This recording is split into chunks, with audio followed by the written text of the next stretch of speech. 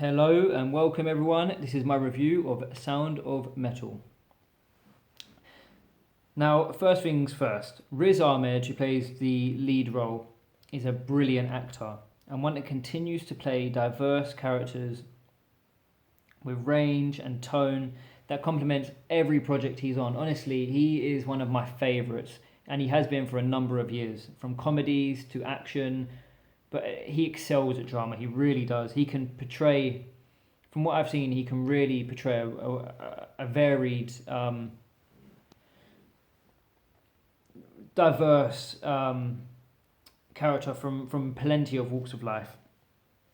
Now, Riz Ahmed plays Ruben, who loses his hearing and must now navigate a new world whilst coming to terms with his own decisions. I'm just reading from my notes here, guys.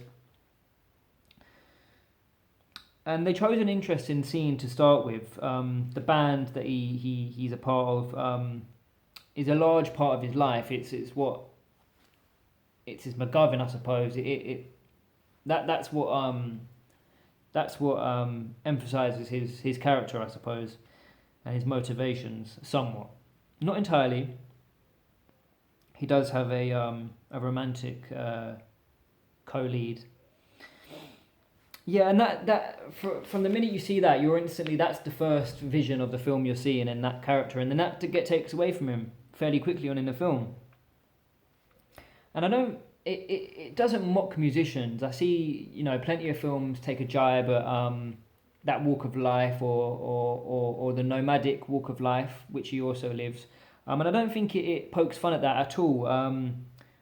Following the first scene, you see his musicians' his very normal lifestyle. He's waking up, making shakes, having breakfast, saying good morning to his partner. So I think that was quite cool that he didn't pick apart that walk of life.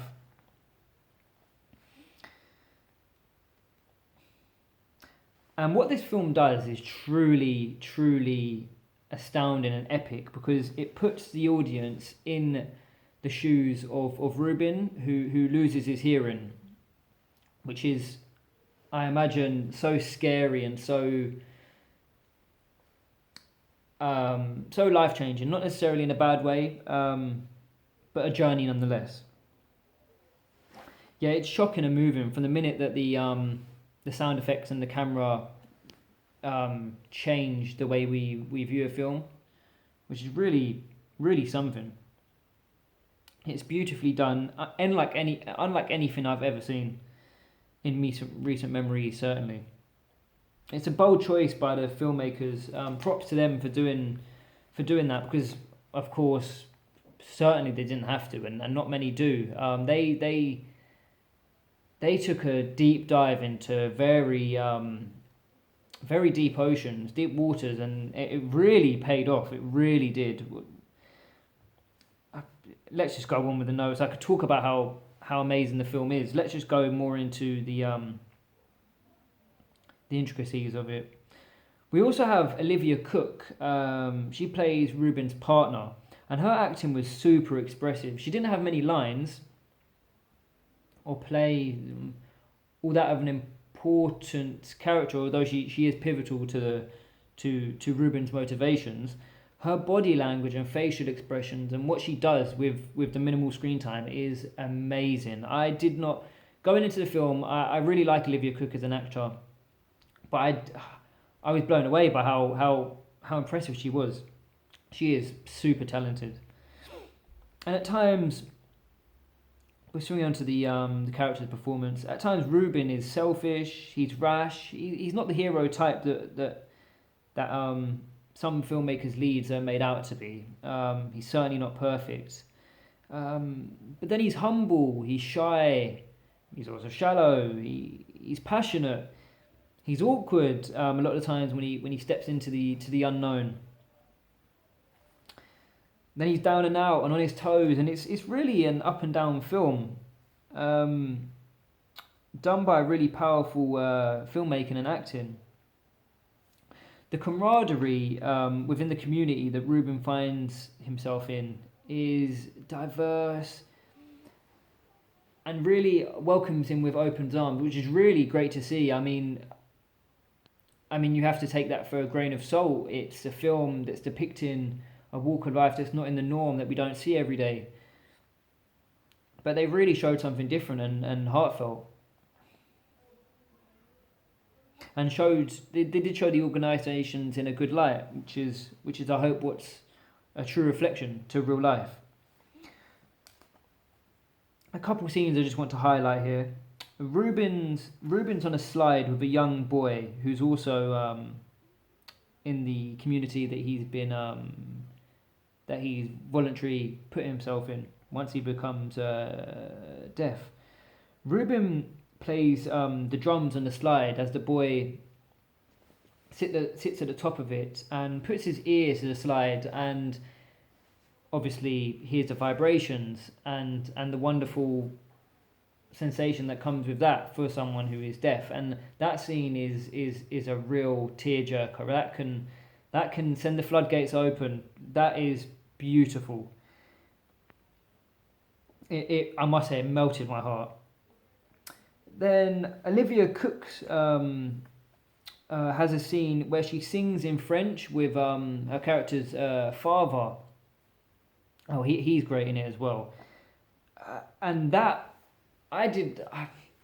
was so deep, so elegant and really powerful. Where it maybe shouldn't have been. It shouldn't have been the star of the show, Ruben and his storyline and the characters you meet in the community. But her on the piano and singing was amazing.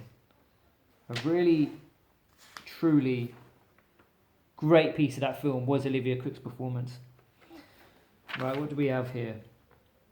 And then the film uses the wise mentor-teacher type arc, which a lot of films do use and inherit, which is great. It's a plot point that, as an audience, we're used to and we follow, and we can get on board with, and it uses it to great effect. Played by Paul, I'm going to pronounce Paul Rashi. I want to say, sorry if I've fumbled that one, but he was really great. He was honestly really cool in his character. Ruben has respect for him, and sort of it does follow that plot point of the mentor type figure in films, kind of to the T. Ruben has respect for him. He's wary of him. He lashes out. He learns from him ultimately, and he's there that provides a helping hand, which is really which comes in great effect for Ruben in a really pivotal moment in his life. And he eventually offers him a new way of thinking and a new way of a new outlook on life, which is where the morals of the story kick in and towards the end. And it ultimately changes Ruben's life. Overall, that his arc with the community and Olivia Cooke's love for him and passion for putting him in there, and all the characters that support Ruben, it's a truly loving story, and we could all learn from it. It does become slow towards the end. It's not like a fast-paced film at all. It's more of a drama that we can all take something from, which is dealing with things that we'd never expect in life, but flipping them on their head and taking the beauty from it. It starts to reflect more on itself at the end, looking at itself and its surreal journey through Ruben's eyes and the characters' decisions that maybe we didn't think that they would go in. Certainly the side characters' actions. There's the imagery and moments of stillness and time to reflect. It's not just a moment of reflection once you've finished the film. Whilst you're watching the film, you can reflect and live through the eyes of Ruben, as he does as well.